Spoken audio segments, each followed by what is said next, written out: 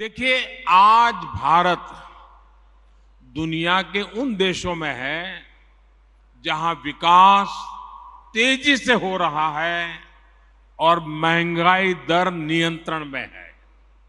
आप कल्पना कर सकते हैं कि कोरोना के बाद दुनिया के कितने ही देश हैं जहां महंगाई ने सारे रिकॉर्ड तोड़ दिए हैं।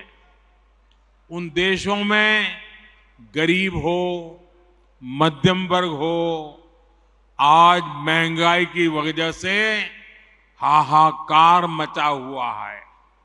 आप हमारे पड़ोस में ही देखें तो पाकिस्तान में महंगाई दर कितनी है? 38% से ज्यादा महंगाई है, 38%। श्रीलंका में महंगाई दर कितनी है? 25% से ज्यादा है। बांग्लादेश में महंगाई कितनी है? 10% के आसपास है। और भारत में महंगाई का दर कितना है?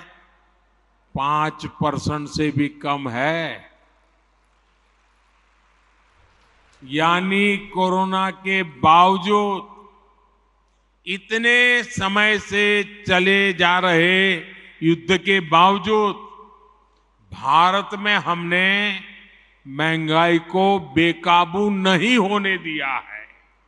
और आपने ये बात बहुत अच्छी कही कि भाजपा सरकार का जोर तो लोगों को ज्यादा से ज्यादा बचत कराने पर है।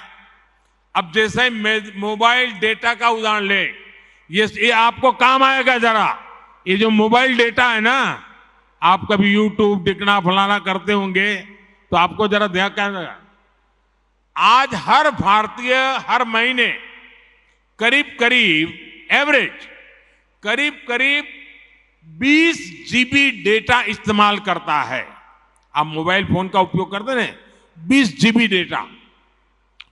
अगर 2014 से पहले जब हमारे देश में कांग्रेस की सरकार थी, उस समय 1 जीबी डेटा अगर आप उपयोग करते थे तो उसकी कीमत लगती थी 300 रुपया, करीब 300 रुपया। उस हिसाब से अगर आज आप देखते तो आपका मोबाइल का बिल हर महीने कम से कम 6,000 रुपया महीने आता। अगर 2014 वाली कांग्रेस की सरकार के हिसाब से देखें तो आज मोबाइल का फोन एवरेज आपका 6,000 रुपया आता। लेकिन भाजपा सरकार ने डेटा को गरीब के लिए बिल्कुल सस्ता कर दिया है। इसलिए अब आपका मोबाइल 20 जीबी डेटा के लिए उसको कितना देना पड़ता है? मुश्किल से 200-300 रुपया देना पड़ता है। मतलब कि आपका करीब 5,000 रुपया हर महीने बच रहा है। जिसके भी पास मोबाइल है, करीब 5,000 रुपया बच रहा है। आप गांव के लोगों को समझा सकते हैं कि मोदी सरकार होने का मतलब क्या होता है। एक और उदाहरण देता हूं मैं आपको, एलईडी बल्ब का। जब कांग्रेस के समय के ये जो लट्टू होते हैं ना, ये एलईडी बल्ब 300-400 रुपये में बिकता था। 300-400 रुपया। आज बीजेपी सरकार में एलईडी बल्ब की कीमत हो गई 50-60 रुपया। कहां 300-400 और कहां 50-60। और बीते वर्षों में जो करीब 40 करोड़ सस्ते एलईडी बल्ब दिए गए, उसकी वजह से गरीब और मध्यम वर्ग का हर साल जो बिजली का बिल था वो करीब 20,000 करोड़ रुपया कम हुआ है। ये 20,000 करोड़ रुपया लोगों के जेब में कहीं ना कहीं बचा है।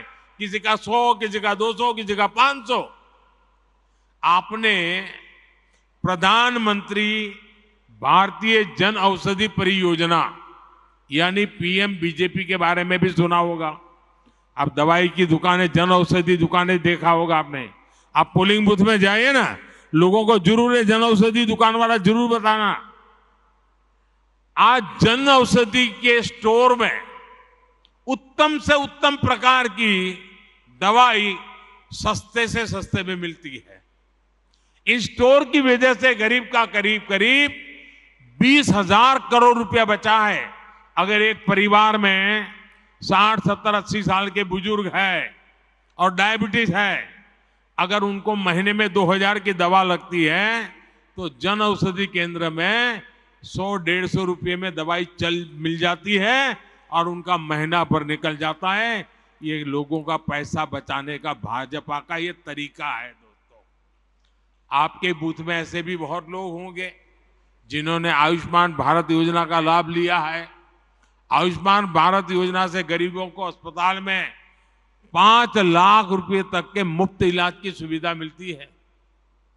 इस योजना की वजह से करीब करीब 5 करोड़ लोगों ने अस्पताल में भर्ती होने के बाद अपना इलाज कराया और 1 पैसे का खर्च नहीं हुआ है।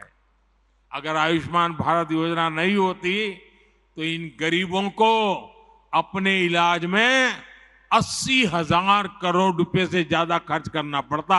अभी 80,000 करोड़ बचा कि नहीं बचा? ये गरीब का भला हुआ कि नहीं हुआ? ये मध्यम वर्ग के परिवार का भला हुआ कि नहीं हुआ? साथियों, गरीबों की सेवा का ये भाव, गरीब की जेब की चिंता, भाजपा हर पल उनकी मदद में खड़ा रहता है और यही भाजपा की पहचान है।